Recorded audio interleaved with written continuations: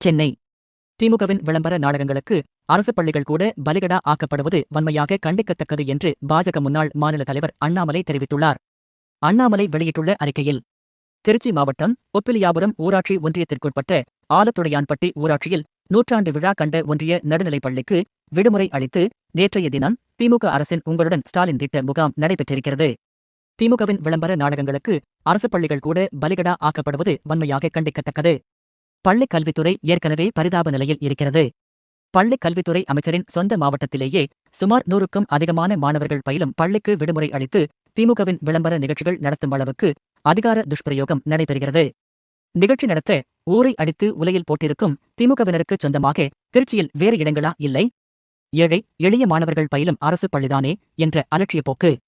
திமுகவின் இந்த மக்கள் விரோத போக்குக்கு வரும் 2026 தேர்தலில் தமிழக மக்கள் முடிவு கட்டுவார்கள் என்று அண்ணாமலை குறிப்பிட்டுள்ளார்.